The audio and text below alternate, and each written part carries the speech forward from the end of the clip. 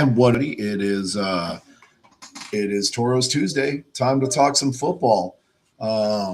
Make sure I'm getting all the socials and everything going here. This is going to be a fun show tonight. But first, before we get to all that, BD, I had a really great location to come from, and I 100% dropped the ball, man. I'm sorry. So, man, I got one. What is up? I am BD. Okay. Today I'm coming at you from the Use Guys Studios. Use Guys Philly cheesesteaks. That's not even funny. Pat Booker Road. They've been there funny, forever. Bro. They used to be really good, and then they've kind of went downhill. Kind of ever since I started working in the office and over in that area, because I tried them a few times. I was like, well, these aren't really that good anymore. And then about a year ago, Malik's Philly's Famous moved into the neighborhood, and they're amazing. And Use Guys is now out of business. So,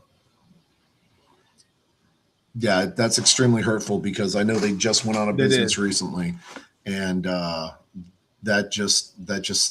They're building a barbecue. But anyways, Davila's barbecue in that building. So we'll see. We'll see when they open. Yeah, but I'm not sold. I'm just saying that. But you know what I am sold on is our guest tonight. It's God dang it, I'm going to screw up his first name again, and we just talked to him. It's Talib Salahuddin. He is defensive lineman, played for University Incarnate Word, a couple of other places, currently playing for the San Antonio Toros. This guy is an absolute beast, and he's kind of one of those gentle giants where, you know, big presence, kind of quiet, kind of reserved. He absolutely destroys, and we want to bring him on as quickly as possible because there's no way I can do an introduction good enough to really hype this guy up. You'll see what I'm talking about here in just a second. So, Talib, come join the show. How are you, man? How you doing? How's it going, man? How you doing today? Not bad at all. I mean, it's been a long day, but we're here now. That's good, man. It's been a couple days enjoying the victory from Sunday night. Say again? I said spent a day or two enjoying the victory from Sunday night. I mean, I try not to spend too long, ruminating on any victory or any loss. Always focus on what's next. Well, cool, man. Well, maybe let's start off with kind of tell people about yourself, kind of where you're from. I know you went to San Diego State and then UIW. Kind of where'd you go to high school? Kind of what brought you to those schools and stuff? So I went to high school out in California, a school called El Camino Real. That's a public school. Spent about 3 years there. My last year, I just wanted to face some better competition for my last year, give myself a better opportunity. And so I enrolled myself into a private school, and I went to a private school for my last year, and just played some better competition. But it was during COVID and whatnot, so didn't get too much burn with the colleges, even though we had a good team. I had a good season and whatnot. It was only 5 games. This wasn't enough. Man. But I ended up going to junior college right out of high school, and I played 2 years at junior college, Riverside City College. And after that, I had a couple offers. I chose San Diego State. That didn't work out as well as I wanted it to be. Very fun place to be, though. But yes, Incarnate Word was where I ended off my career, and I just felt like God put me here for a reason, and I felt like I've enjoyed my time in San Antonio. Excellent. Very nice. So, you obviously you went to UIW, played a couple years there. Now you're playing with the Toros. What do you enjoy about San Antonio, man? Honestly, I really just enjoy the people I keep around me. I feel like I keep very good people around me. Very godly, very philosophical, if that makes sense. It's people just I like to have fun around. Yeah. Well, that's cool. That's cool, man. So What what kind of I was coming back, from UIW being here. What drew you to the Toros? The Toros came to me. We had a pro day and whatnot. We had a bunch of scouts out there, including the Toros, and I remember I got to meet Jerry Glanville at my pro day, and I remember my coach was kind of like talking him up a little bit after the fact.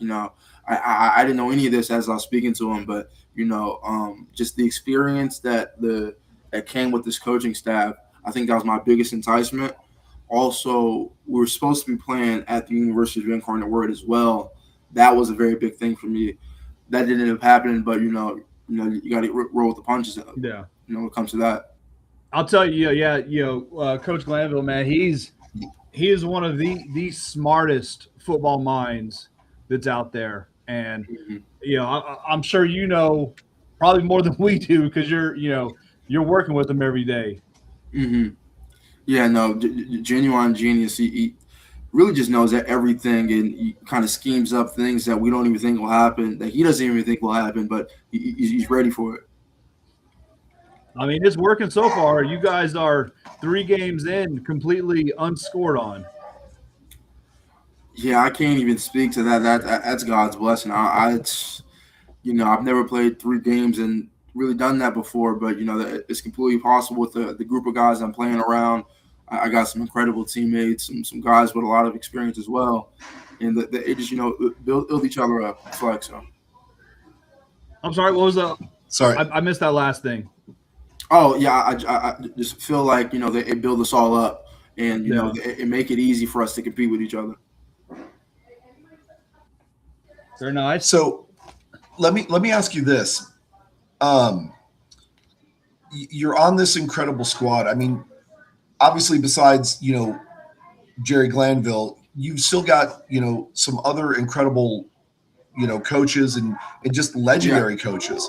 What is it like from a player's perspective to be around all of these guys, not just the Glanvilles, but Coach Bedwell and everybody else that's on the staff, right? Because every one of these guys has made a pretty big name for themselves in the football world. So what's that like? Honestly, it really just – I feel like it really just makes me hold myself to a high standard and the guys around me to a high standard. Our defensive line coach, also Coach Hill, coached in the league. Our DB coach played in the league for, I believe, 10-plus years. We just have, like, that core, just kind of forces me to be a better person, be a better player. This is my first pro opportunity, and this is as pro as it can get. I feel like that our defensive staff runs it as pro as it can get. So what's kind of difference from UIW college to pro? Like, what's something that you've learned being with the team on the pro staff that kind of you didn't know before? I really feel like, or maybe that you didn't know, just something that something that you bettered yourself in, I guess. Let me say that. I really feel like I bettered myself with time management. I remember I showed up here on the first day to the first meeting.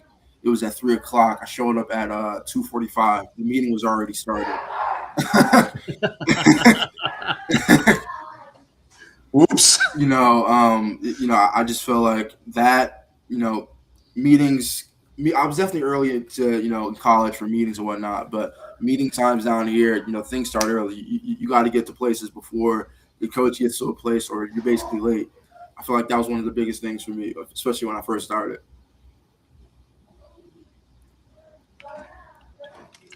Excellent. Okay, so we've talked a little bit about football. What drew you to a defense? I'm assuming that you've pretty much always played a defensive position in your career, correct? Well, I only started playing football in high school, and when I first started playing, I was actually playing a little bit of receiver and linebacker.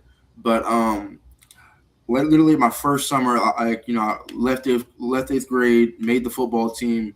In my very first summer playing football, I fractured my left wrist, and I basically missed the rest of summer practice, and I didn't play that whole JV season. And I kind of came back very, very late into the JV season, and I didn't play much at all. But I kind of always had a sense of pride about myself, and that kind of fueled me to work hard on my own. And I spent like a whole winter break just working on myself, working out every day in this small shoebox of a gym in my mom's apartment complex. And someone hit a growth spurt as well. So I went from about 5'9", 165 to about 6'1", 185 in about a month. And it came back and they said, yeah, you're going to put your hand in the dirt. That was it. Okay.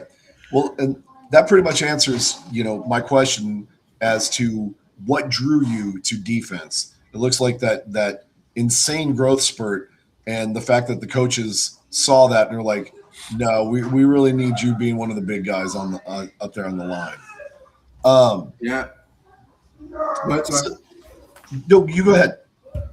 Oh no, I was going to say that. I remember right after summer training, we were drawing numbers and whatnot. And there's a JV line, and there's a varsity line, and obviously I'm standing on the JV line. I just got done playing some JV, or really not playing for JV at all. And I remember just after that summer training, I get up there to choose my number, and I go to write my number down, and my coach says, no, on the other side.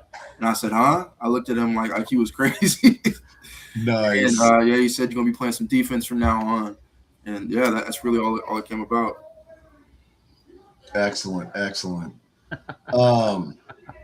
Yeah, I mean that's got to be an incredible feeling, thinking that you're going to be on JV and all of a sudden they're like, no, you're up here with the big boys. So genuinely. So again, we can tell from interacting with you, there's this, silent confidence. You can see, the twinkle in your eye, but you don't necessarily say a whole bunch, but you do a whole bunch when you're out on the field. So talk to me about what type of player you are out there. Are you somebody that gets like super hyped? Are you super focused?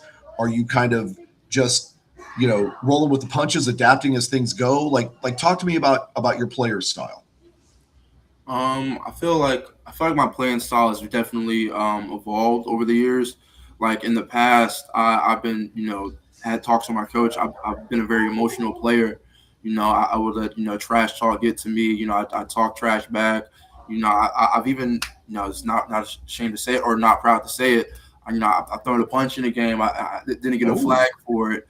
It was, some dirty stuff going back and forth and whatnot. But I really feel like it's taken a long time for me to get to this point in my career to where, I don't let a lot of things affect me, whether it's people taking a cheap shot or talking crap, but I feel like, the type of player I am on the field is, someone that gives fanatical effort. I feel like if you watch the film and I'm on the field, no matter where the ball ends up, I'm usually I'm near it almost every time, whether someone just made a tackle, I'm always chasing towards it. Someone, going out of bounds, I'm, just retracing my steps. But I just feel like I want to be the most dominant player on the field, offense or defense, anytime I step on the field. And that's just how I try to play. You kind of answered the next question I had. It was going to be, are you a trash talker? So I guess you used to be, but you're not really anymore. I was never the type of person to talk trash. First off, I would never start a game talking and call someone trash or whatnot. But I'm always quick. If anyone says anything to me, that's the way to get me activated. But for the last 2 seasons, that's pretty much not been me at all. I'm the type of person to laugh in your face when someone talks trash to me. Well, that actually is a very mature and a very good answer, right? That shows that you're growing, not just in the game, but also growing emotionally to where you can kind of harness that energy and redirect it and put it back into your play, right? And those are good things that coaches are looking for. That was basically, Tim Duncan's method, on the court. He would never talk trash. People would talk trash to him, and he just kind of laugh at them and then, go score 30 and, hit bank shots in their face. So, and that would piss them off more. So, like I said, that's a mature way to handle it for sure. Mm-hmm. Yeah, I've had a lot of experience with guys, especially these last 3 games, that they'll come out in the first quarter. They're very rowdy, they're very full of energy, they're talking a lot of crap, and I don't ever say nothing back. I give it a little chuckle every now and then, but always by the fourth quarter, they're always saying good job 4-4. That's a good rep right there. It's always a switch. So I know the switch is coming. I don't need to talk trash back. Well, good. So that kind of answers another question that we were going to ask. But let's go back in your history and compare it to now. Let's look at a situation. Maybe it was a big game or a big moment in a game or something like that, where adrenaline's on overload, emotions are on dialed up to 11. How you handled those situations back then, and then I kind of think we understand how you would handle those now. But let's look at kind of how you were as a player back then in a big situation. How would you have handled yourself? We talking college or high school? What we talking? Really kind of up to you, but I would say probably in your earlier college career. Mm-hmm. So like junior college. Yeah. What's it called? In junior college, I'll be honest, I feel like I got into a lot of fights. Okay. Like a lot of people pretty much just didn't like the way I played. When I kind of struck people, I kind of struck them up here, kind of grabbed their pads a little bit. They would always end up with, I didn't wear a lot of gloves. I didn't wear gloves back then. So they would always end up with some scratch marks or something like that, or, I'm breaking some skin. And, a lot of fights would start that way, like during practice and, during games and whatnot. But I was never the type of person to throw a punch back. I like to kind of laugh in someone's face and kind of see them get ejected or something like that. But I'd say the highest stakes moment I ever had to deal with, somebody called me the N-word with a hard R during my last regular season game when I was a junior college, and something just told me just to kind of just take his head off right then and there. But I was able to, my teammate pulled me back. I ended up going to the ref, going to my coach, and just for the rest of the game, he just had a target on his head. Yeah, I mean that's a good way to do it. I mean, clean his clock. Yeah. I got to say, man, that's just, we're old, right? We're not cool. We're not hip. We don't understand younger people in the vernacular and stuff like that. That is one thing that we know. You don't use that word. Like, that's just not acceptable at all. And so I'm sorry that you had to experience that. That's just poor sportsmanship. It's life. Stuff happens, I guess. So let me ask. So you talked about kind of, I guess when you were younger, you a lot more kind of up to the top.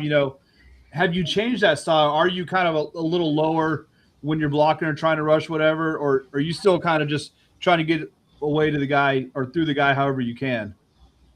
I definitely used to play a lot higher than I play now.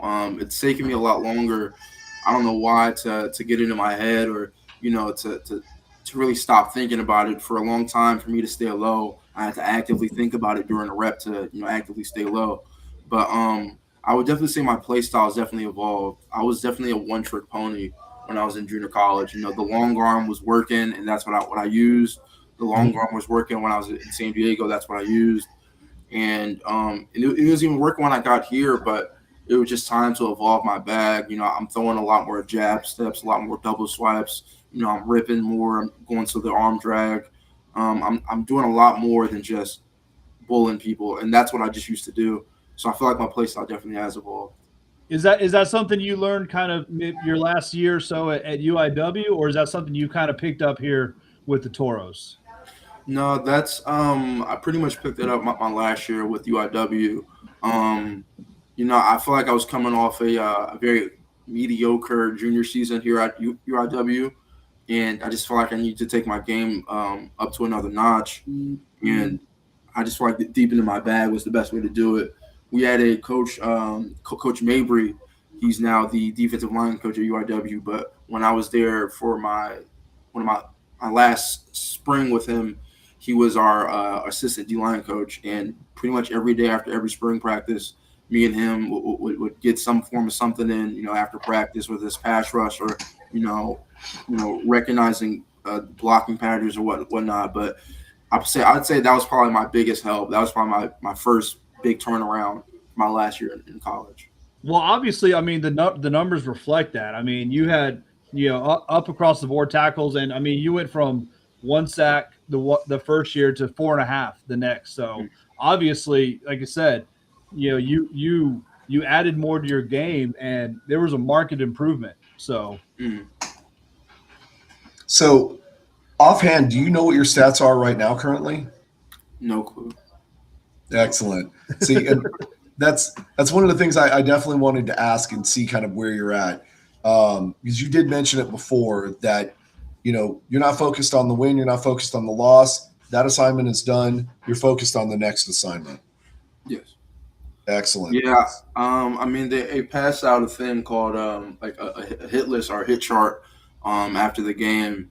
But other than just telling me how many times I hit a person, I don't know how many tackles I have, how many pressures. I think I know I have 1 sack at least. I don't know how many TFLs. But yeah, no, I'm really just focused on building better film than really building better numbers. I feel like if I'm focused on the film, the numbers will come. So just if you're interested, last game you had 3 tackles, 1 tackle for loss. So yeah. Sounds about right, right? Yeah, that sounds about right.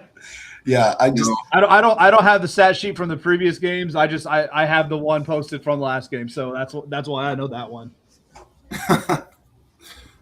So I mean, yeah, the position they got me playing in, I feel like I'm more of a true edge rusher, but the defense we run has me in a 4-eye a lot, and no team we play can beat it. So that's what we're gonna run. And when I'm on the edge, I win on the edge. And as long as I can get that film of me winning on the edge, that's all that matters. Oh, yeah. So what was I going to ask? I had a question, and I totally lost my train of thought there. Well, if you want to think of it, I got one. Go for it. All right. So what do you do to get hyped up before a game? Honestly, I feel like I do a lot. Like compared to me in college, where when I first started out, I definitely do a lot more. I got these bands that I use. I do a lot of warm up my ankles, my knees. I walk around barefoot. I do certain things barefoot to start to, I don't know. It's just an internal process for me now, and I feel like my warm up is a lot longer now. It includes besides the bands, about a 20-minute stretching session. I'm listening to my hype music. I take a little bit of pre-workout before every game, liquid IV. I'm on this new thing. It's called Celtic Salt. I don't know if it's necessarily new to other people, but it's new to me. And I like to take every legal advantage I can, if that makes sense. Mm-hmm. So what music is your you said you got your music going? What are you listening to? For the entire pregame last game, it was G Herbo and Michael Jackson, and that was the only 2 people that was in my ear for the entire pregame. Okay, well, I don't know the first one, but I definitely know the second one, and I don't know if that would necessarily be my choice to get hyped up, but there are some good songs that'll get you a little bit energized for sure. I can see it. I can totally see it. But yeah, I don't usually go for I'm not a very outwardly hype person. I feel like I'm a very inwardly hype person. Like what's the analogy? Like I'm not like the red hot burning fire, that's burning everything. I'm like more so like a white light of fire, if that makes sense. Oh yeah, controlled, very concentrated, a controlled burn. Yeah, right, and that way you can unleash it whenever you want, and you can pull it back whenever you need to.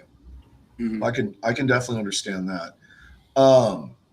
So what we ask this, and it's a fun silly question, but what like pregame rituals do you have, or what's up, Miss Jen?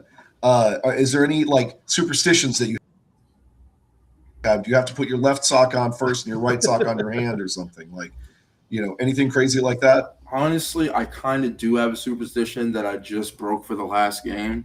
Anytime I would wear a sleeve or whatnot, if it's just one sleeve, it always has to be on my right hand or my right arm. And I don't know, just something. Mm-hmm. Honestly, it was very uncomfortable too. I'm probably never going to do it again.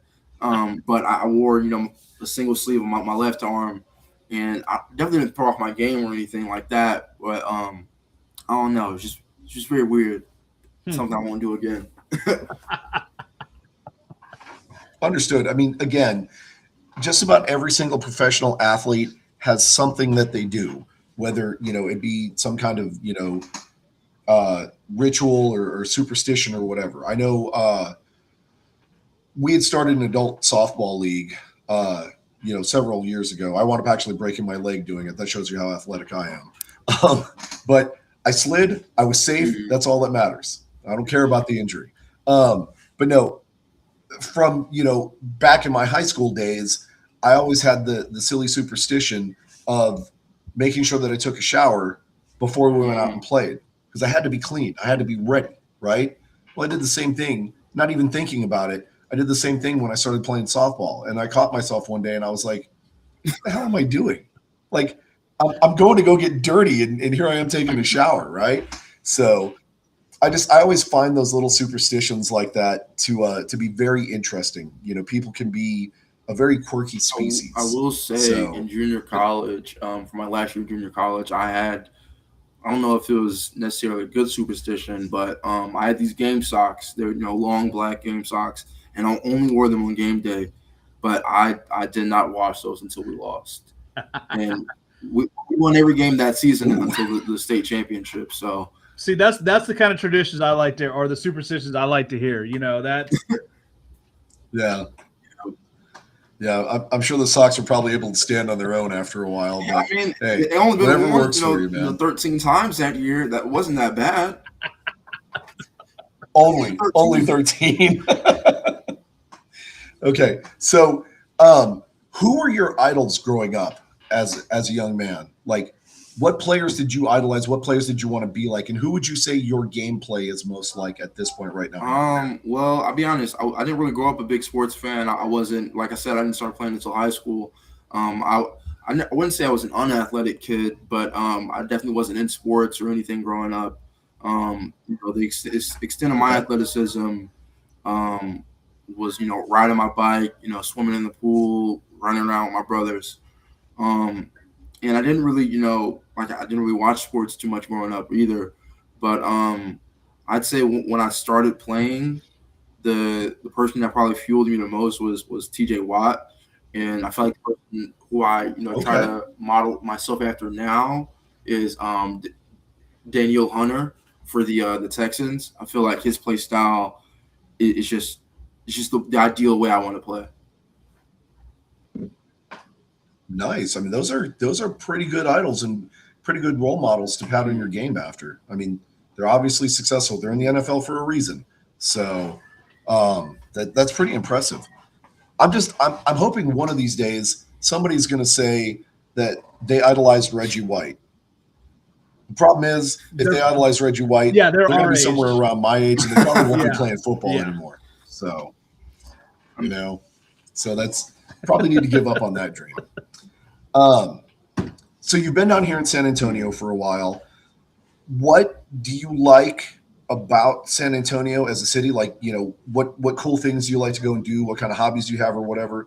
And what makes San Antonio so much better than Austin, Texas? I feel like my most favorite thing to do down here is probably go thrifting. What's it called? I'm a very creative person. I make clothes. I have my own little clothing brand, and literally everything in my closet is either something vintage or something that I made. So I feel like that's probably my biggest pastime. If I'm out down here, I'm chilling with somebody I mess with, and we're going thrifting. We're getting some ice cream. We're having a good little day out. Pretty much, yeah. Excellent. So in that regard, I would say maybe Austin might be able to hold a candle to us because it's Austin. Okay. Well, I recommend you go and check it out because Austin is very eclectic and very artistic, and he's going to come back though. Yeah, but yeah, he'll come back. I guarantee you. But then he's been to Austin, and like, why? Why? Brian, we've been to Austin. That's why we don't like Austin now. Well, I'm not going to say why we went because then it might encourage this young man to go there and check those things out, and then it's going to cause trouble, right? So we don't want that. No, I love San Antonio. I used to enjoy going to Austin. It's really not that bad. I mean, they've got some issues that they're dealing with. Places like DFW, Houston, everybody's going to have their own little quirks and stuff.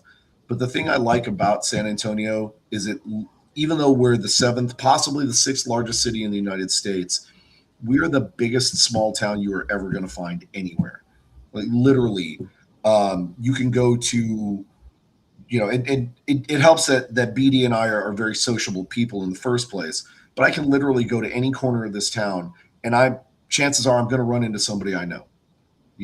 Try and do that in like New York or Dallas or something like that. You're a stranger among 20 million people, but here, because we're at about, 2.5, and everybody seems to know everybody, it literally is, you're just hanging out with, 2.5 million friends, I've said this before. I've said this to my friends a lot, that this is the biggest, smallest town or biggest, smallest city that I've ever been in my life. Oh yeah, for sure. It's totally like that. It's just everywhere you go, everything takes like 20 minutes to get to across the town most of the time. Traffic's getting a little bad now, so it may be a little longer, but you run into people, you see familiar faces all over the place. So it's really cool. What's your favorite place to eat around here? Honestly, it's not even like a place. It's a food truck. It's a yellow food truck. It's called Tacos El Regio. I think that's how you pronounce it. Probably not. But that food truck, I think it's somewhere on St. Mary's. It's best tacos I've had in this city. Really? I might have to go check that out. It's right next to the not too far from the strip or whatnot. But yeah, I've had that multiple times. I've driven. I've taken someone on a date there before. Like it's not bad. Very nice, very nice. I'm always looking for a good taco truck, man. Those are you see them all over the place, but really good ones are kind of hard to come by. Mm-hmm. Yeah, no. I for sure. There by one of my teammates. He was definitely right. Yeah, there are some really great places around here. And another thing that makes San Antonio better than Austin is, we know what a real taco is. They know how to make a fancy sandwich in a tortilla. It's not the same, okay? But we are famous for those little greasy spoon restaurants, those little holes in the wall that, oh, by the way, on Insta, My Winning Lifestyle is giving a shout out to you. It said 44 with a bunch of exclamation points, and then Talib Real Baller. So thank you so much. Thank you. Well, yeah, they can definitely hear you. So they can hear me. Oh, you just can't see their comments. But I haven't figured out how to be able to feed the comments from Insta into our live chat. We're not that advanced yet. We're two old guys talking about football. So I can turn a PS5 on and then play a video game, and that's about it. So pretty much all you need to do, to be honest. As long as you guys know what you guys are here for, is football. That's all that matters. Yeah. Oh, it's Miles. Okay, I couldn't even see his picture. Okay, so yeah, now I feel bad. Okay. Obviously, my eyesight's no good also. So there you go. that would be horrible then to get me involved in a game because I'm probably going to wind up tackling the wrong person and then still get messed up. So yeah, I think I'm going to stay in the stands. So I would say so while we're kind of talking, bagging on Austin like they rightfully deserve, like how bad are you guys going to beat them again this week? It's always hard to beat any team twice, but as long as we could. No, I can't even say anything. It'll just be a fun game. It'll be a fun game. See that's the mature political answer, and kudos to you for saying it. I'm gonna say what you want. You know what? We went 124-0 last week or last game. You know what? They're lucky if we're not gonna double that score. 48-0. So we're gonna destroy Austin. I will say that we will score in the second half this time. I will say that. I can't say that at least. Okay. Well, and that's good. Again, we know how talented you guys are, but I don't want to take anything away from any of the other teams, right? There's a bunch of talented guys across the board in this league. And we've seen in every single game, we have seen the guys who are out there, putting in the blood, sweat, and tears, even though they're losing, 56-0. They're still in the game. They're still fighting. And those dogs are definitely dogs. Hopefully they're getting good, footage for opportunities later. And I don't want to say that, there's not necessarily any bad players. There are just some that have a little bit more fight in them than others. And unfortunately, it does show up in the games. But for this Saturday's game, go out there. You guys put in the work, do your thing. If you shut them out, great. If not, cool. At the end of the day, we're going to be here to support you guys no matter what you do. Okay. That's one of the big things that our coaches talk to us constantly about. It's never about them. It's always about us. It's never us versus the syndicate, us versus Tall City. It's just always Toros versus Toros. And if we could beat the players that we were the last week, that's beautiful. Honestly, that's all that matters. But to add on to what you were saying about the players, players that have more fight in them. One of my good buddies, not good buddies, one of my best friends actually, his name is Dominic Oliver. He's number 33 for Tall City, black and gold. He did not tell me he was playing in this league. He did not tell me at all. I remember I was, warming up, pregame. I'm in the locker room, and one of my teammates comes inside and says, "Hey, someone outside named Dom wants to see you." I said, "I only know one Dom, and I know he's not here, so I don't know who this person is." I go outside, and it's the one person that I know named Dom. And, he's just a phenomenal player. I don't know if Pete last game, he was number 33, throwing all the spin moves and whatnot. But, he's I'd say one of the best players in this league defensively. And I feel like, if we don't account for him next time, you're going to give us a lot more trouble. That's awesome, man. Yeah. That's cool. So go back to Tim's question, because this is one that I was working around, getting towards. This is obviously a shorter season, right? You only had about 1 week of preseason camp and then the preseason game. How's the chemistry going in that? How is that? I'm sorry, go ahead. I was just going to say, how is that helping you? Because it seems to be much more advantageous for you guys than some of the other teams. I really felt like from the first day of camp that everybody knew what we was here for. We're here to build a professional program, to build a professional organization, and to run it as such.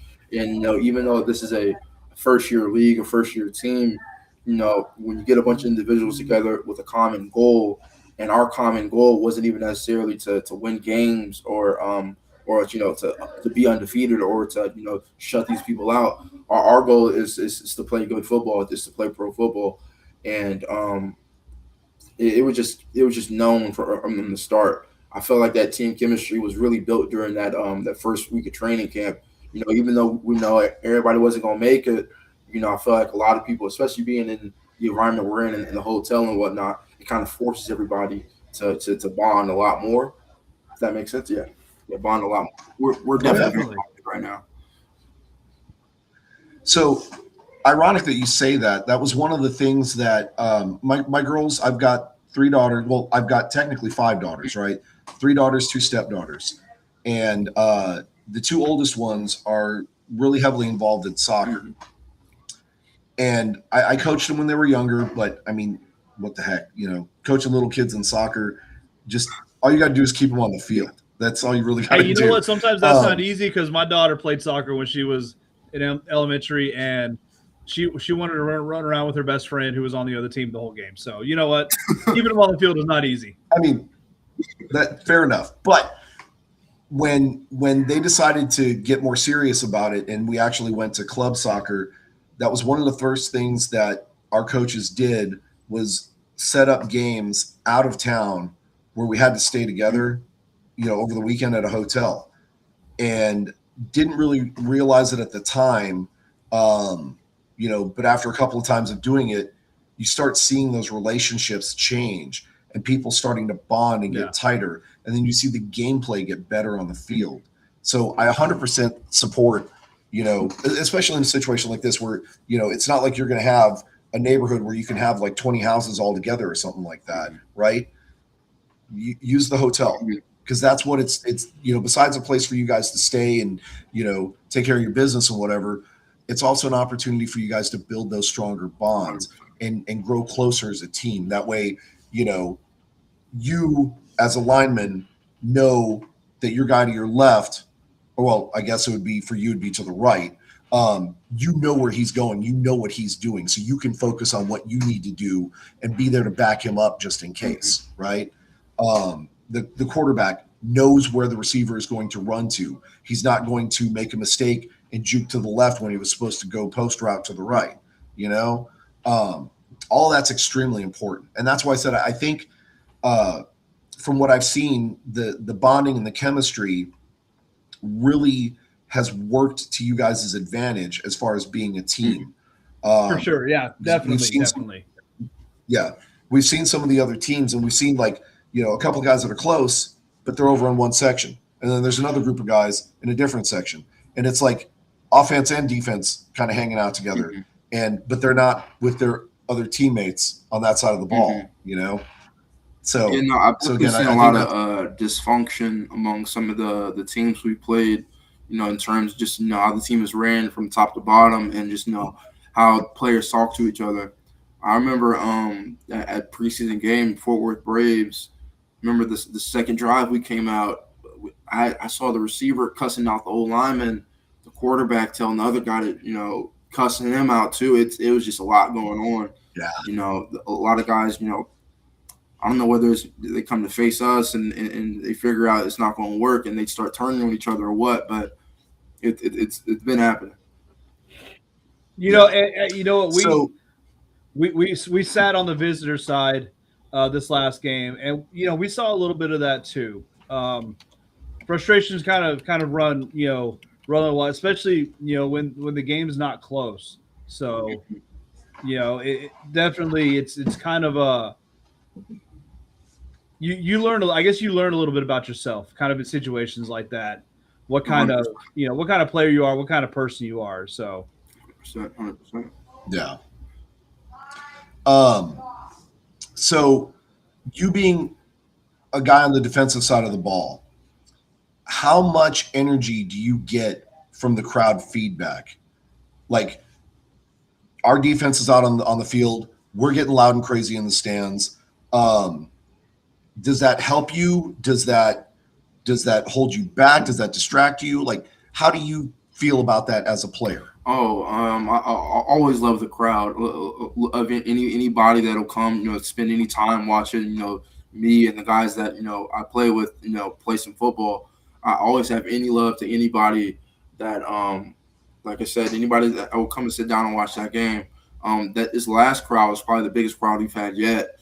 And I definitely feel like that helped us a lot. Like, I turning around and seeing, kids and people, rowdy people, people getting a little drunk, people talking crap to the other team. Like, honestly, it just makes the experience that much more fun.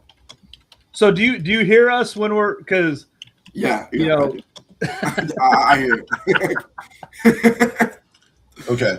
Well, and I do apologize for some of the stuff that we've done. We maybe we've gotten a little bit out of hand. But the one thing I'm definitely not going to apologize for is my false cadence calls, because we got a false start because of it. And I think we've gotten 2 this season so far. I've definitely heard the false start cadence. I've heard that. So if you hear you hear the people yelling height from the stands, that is us 100%. So, I did not know that was you guys. I thank you. Yeah. Well, man. Yeah, you wouldn't think that we're that loud with as old as we are, but yeah, no, that's us. That's what we do, man. So that is good to know that, us being there supporting you does give you energy, does get kind of, help push you a little bit harder. Because again, that's what we're here for. That's what our job is as fans, is to support you guys, because you're the ones that are out there taking the hits and abusing yourselves and laying your own bodies on the line for our entertainment. So the least we can do is get loud and rowdy for you guys and get crazy and, cheer you guys on. Right. We always appreciate it. Oh yeah. Okay. So, obviously, we're pretty much killing it. Looking forward to next season, provided you're still here and you haven't gotten picked up by a Canadian team, or maybe gotten an offer from the UFL, or hell, maybe even an NFL camp, right? If you are here next season, and I hope that somebody picks you up and sees how good that you are, but I'm selfish. I do want to keep you here so you can keep dominating, right? But if you do wind up back here, what do you expect to see next season as far as teams and talent and things like that? In all honesty, I would just hope that the level of competition betters itself, and I'd hope the level of the playing field is a lot less uneven. I really felt like this staff did the best job in this entire league with recruiting, with the way they're running things. I feel like our ownership group is the best ownership group in the league. I just feel like from top to bottom, we're just a better ran organization. And I feel like the next year, I feel like a lot of the people will follow suit. And that's what I hope. Yeah. No, and definitely, you see it not just in the scoreboard. You see it on social media. You see how, our team is out there more. They're advertising. They're posting things. They're posting stats. They're posting the God, my mind just blank. The lineup, kind of before the games. They're out there, and you don't see that as much from a lot of the other teams. Hopefully, the other teams in this league see kind of the way San Antonio is doing things, and well, hey, they're dominating. They're getting more people into the stands. They're getting more people watching the streams. They're obviously beating everybody, handedly. Let's kind of see what they're doing and kind of mimic that a little bit.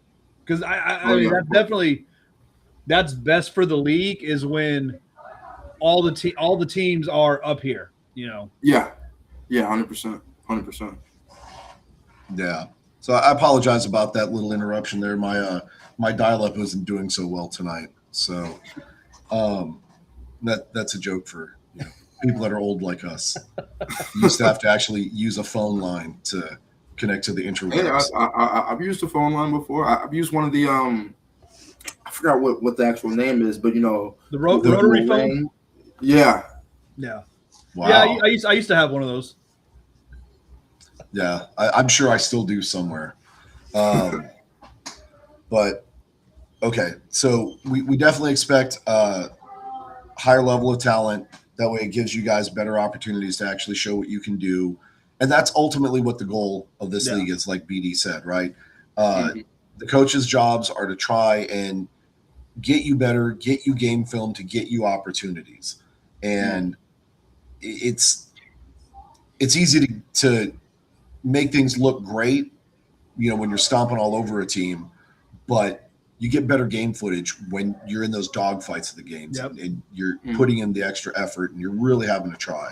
So, and that's when you grow as a player as well. If you got somebody who's kind of challenging you on the other side of you, you're going to be a better player by playing them. So, again, and honestly, I'd say I'd never say never. I really feel like, if we didn't come out and we didn't focus on us and focus on our game plan and, knowing exactly what we have to do and not, go out there and try to physically dominate people, we can lose. We're human just like any other team, any other, person. And it's always possible for us to lose. It's always possible for us to let up a touchdown or not score or whatnot. But as long as we come in and we focus on, what we know we can do and do what we have to do, things will reflect that. For sure. So let me ask you this, because this is one question that we do like to ask everybody, kind of a retrospective question, if you will. You're on your way up, advancing in your career as a professional football player, looking to get to the next level. There's probably young men going into junior high or high school now that are looking up to guys like you. What would you tell them they need to do or they need to focus on in order to make it to those next levels?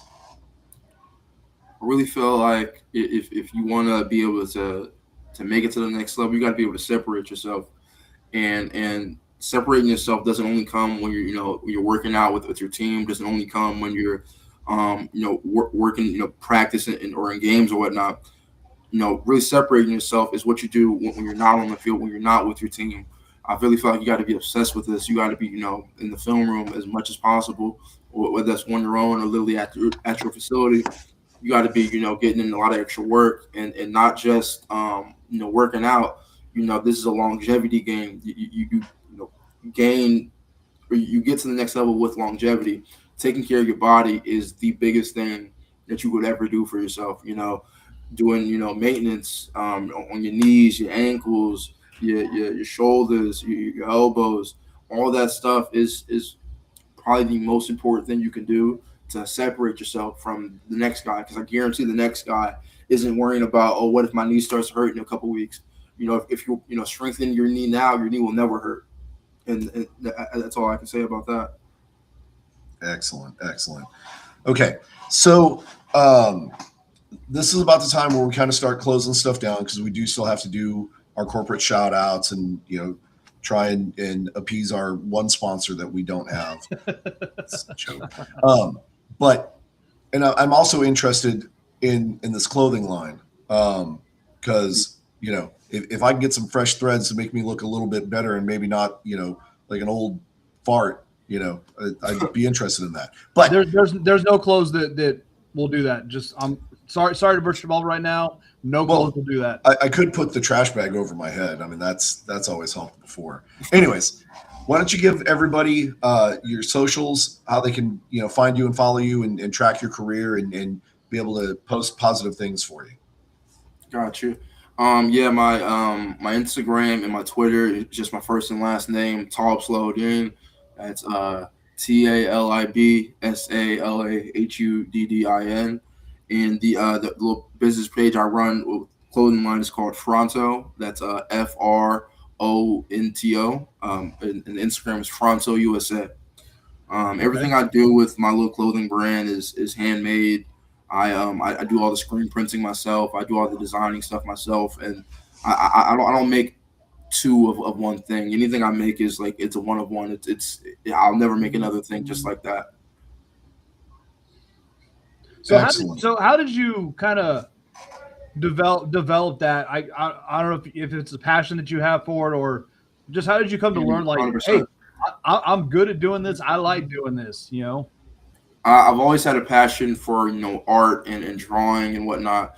And once it was started making clothes in 2017, and that was around like the it's called the Hype Beast era. I don't know if you know about that era or whatnot, but that was with the very like Supreme and all that that stuff like that.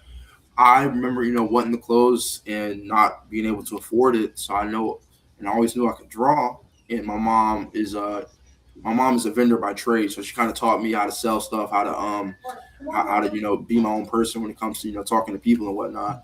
And my mom knew how to make clothes, and I seen her do it. Seen her heat press stuff, and I just kind of took it and ran with it. I started drawing stuff in art class, and then I would tell my buddies like, "Hey, see this? Just watch." And I would take it home, recreate it online, then I'd put it on a T-shirt. Then I'd come in the next day with that exact same piece of art on my T-shirt, and it just kind of grew from there.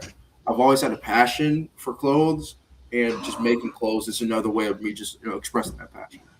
That's awesome. Excellent.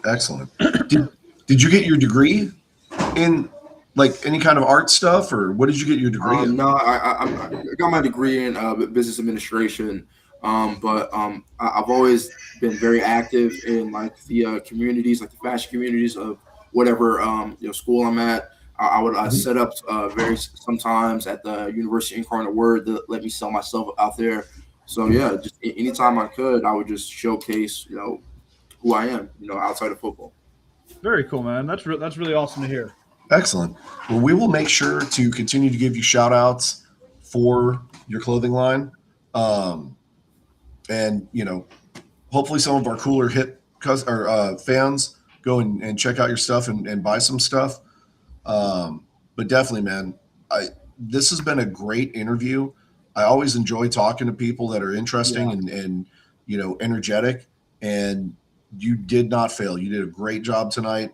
I really enjoyed this interview. It was fun. I really appreciate y'all having me on. Thank you so much. It's definitely been an honor. Well, I think the honor is more on our side, but we appreciate that. All right, man. Well, we'll go ahead and cut you loose. If you want to hang around in the back room for a little bit, you can.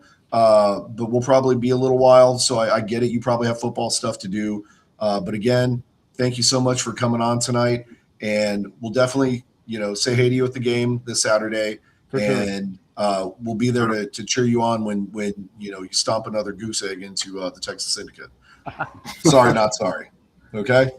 All right, man. You have a good rest of your week, man. We'll see you on Saturday. All right. Take care on Saturday.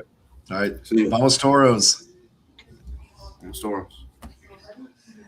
Okay. So now it's just me and BD. Yes. And, while we're here, I want to kind of talk a little bit about something. It's been, it's been a minute since we've had a do better moment, Jay. Yeah. It's been a little while, and I think we're due for one. And we kind of touched on it a little bit in the interview with Talib.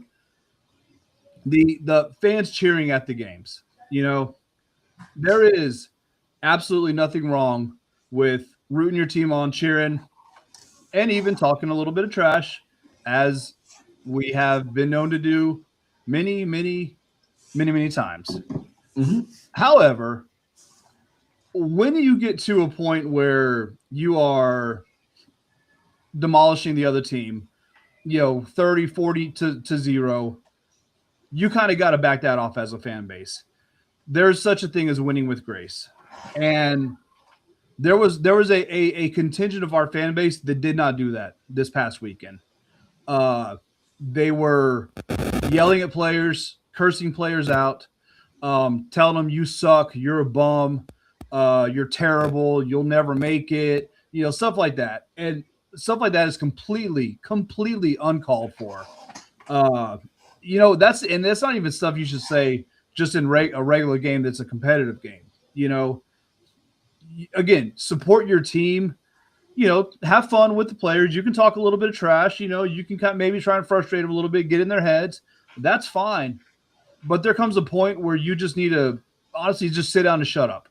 And when you're beating a team 40-something to 0, the time is to sit down and shut up at that point. It's not a good look for us as a fan base, for us as a city. It is, it looks like we are, just trashy fans, to be honest. So obviously, again, when we go and beat the Syndicate, whatever we score to 0, when it gets to that point that it's a blowout, win with grace. Do better. Be better fans. Support the league. Because, again, these guys are out here busting their ass, playing hard. They don't need some douchebags in the stands telling them that they're terrible when they're having, they're not having a great game, but they're still out there trying. So do better. Yeah, and not to spend too much time on it, and don't worry, I know I like to ramble, but for the fans that didn't have such a good experience here, I want to personally apologize. I don't know that it was, necessarily all on me, but I do feel that it is my responsibility to offer the olive branch and make the apology. So for the fans that we've dealt with, if I've offended or any of us have offended any of you, I do sincerely apologize about that. We are trying to make sure that we are not that fan base, and we will do a better job being more active in policing ourselves to make sure that those things don't happen, because ultimately we understand the sacrifice that your player that you're cheering for is making for all of our entertainment, not just ours or you guys or whatever. It's for the whole entire league. So we apologize. We will try and do better, but we're not even going to try and do better. We will do better. Okay. Yeah. And I personally had to call out some fans in the game, hey, to chill out a little bit. Unfortunately, they kind of continued to go away from where I was. I would hope that other fans will do the same. If you see someone acting like a douchebag, call them out, tell them to chill out. I mean, it's just there's no place for that in sports. Yeah. At the end of the day, it's not just our team playing on the field. It's also us in the stands. We represent this fair city, and we don't want anybody to think that this city is just absolute garbage, right? There's a lot of fine folks here, and they don't need to be lumped into a bad fan group like that. So, okay, I think we beat that horse enough. So, real quick, because we don't have enough time to talk about it, but I do want to give a heads up and a shout out to the San Antonio Gunslingers. They did pick up a new quarterback, who it's a quarterback that you're actually familiar with, BD. So you were telling me that, and I meant to go look it up, and I have not yet. So yes, the quarterback's name is Zach something or another. I can't remember his last name, but he was the quarterback who beat, I want to say Ole Miss or somebody like that, who was going on a tear, and they weren't supposed to beat, or they were supposed to beat the Aggies, and this quarterback wound up running the table on them. And Zach Calzada. There you go, Zach Calzada. Okay. Okay. Yeah, I know who he is. Nice. Yes. He played his first professional indoor football game this last weekend and absolutely went lights out. Did an incredible job. We put up 70-something on him? Yeah. And that's the highest scoring game that the San Antonio Gunslingers have had in the last probably 2-3 seasons for sure. So shout out to them. Good job on the pickup. Keep him around because, again, the playoffs have not been completely decided yet, and San Antonio could get in. So keep that boy in, keep him healthy, let him eat, man. And then I think that's pretty much about it. But we want to do give shout outs to all of our friends. First and foremost, Big Red, thank you guys for setting up across from us again and hanging out with us. We had a great time with them at the tailgate. Our friends over at Alamo Pits and Grills. They did the giveaway, and I didn't catch who won it this weekend, but they did give away a barbecue pit. And then I believe this next weekend, we are going to be having a barbecue competition. So good luck to them, because BD is bringing his world famous syndicate sliders, or syndicate smoked sliders, right? I think that's what we're calling them, because Syndicate's getting smoked this weekend, so they may as well have some good food with it also. And then, of course, BD's world famous potato salad, and Toro Tim's famous Toro Punch. And I'm going to bring something. I have no idea what I'm going to bring, but I'll figure it out. But so shout out to Big Red, Alamo Pits and Grills.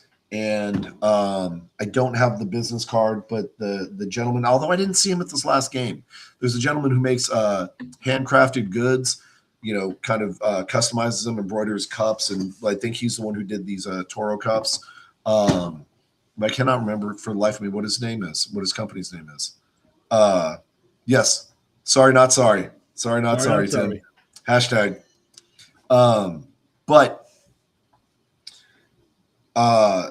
definitely come by and see us, right? Tailgate this weekend. Game is at 7. Tailgating opens up at 3 o'clock. Gates open up at 5:30. We'll be there. We'll be tailgating. We'll be serving up stuff and having a good old time. And everybody's welcome. We'll have plenty of food, so come. Yep. Come hungry, come thirsty. Yep. We got food, we got drinks. Yep. Come early though, because once it's gone, it's gone. Yeah. So, and I've been pretty. We burned through our food pretty quick last week. Yeah. So. Oh, that was the other one. Our friends over at Velada Crafted Vodka. They were kind of across from us. They have some wonderful homemade drinks there, and they had a mango nata drink. Mm-hmm. It was really good. Yes, and I will say their vodka is a little bit dangerous. So shout out to our friends there. It's good stuff, man. You got to watch out for it. Yeah. But anyways, now the rest of our group, Texas Sports Productions. Thank you guys so much for everything that you do for us. I actually ran into quite a few of the folks this weekend and got to say hi to them, which was nice because usually those guys are pretty busy and you never get an opportunity. So it was nice just having that. Keep up the good work. Love what you guys are doing. Our friends over at Pro Arena Talk for keeping us hooked up with information on all the arena teams, especially the arena team that's coming to Austin, right? So that's going to be a really interesting addition up there. Of course, Alternative Football Network, thank you guys for all of your support, everything that you guys do with us and for us. Our friends over at the X-Fan Show for continued support and even getting us started on the Toros in the first place. And then most importantly, the best shout out, besides the love of my life, Sabrina, is you fans, right? We can't do this without you guys, so we appreciate all of your support. You guys tuning in every week and putting up with us with our technical difficulties and not understanding how dial-up works and stuff like that. So, guys, thank you. Love you. Pretty much end of the show. BD, you got to sign off, or are we just going to? No, I do. Still a little hurt from the Spurs, so I still kind of want to give a suck at New York, but I will never ever pass up a chance to say suck at Austin. There you go. All right, we'll see you guys this weekend. Come on, catch us. Vamos Toros.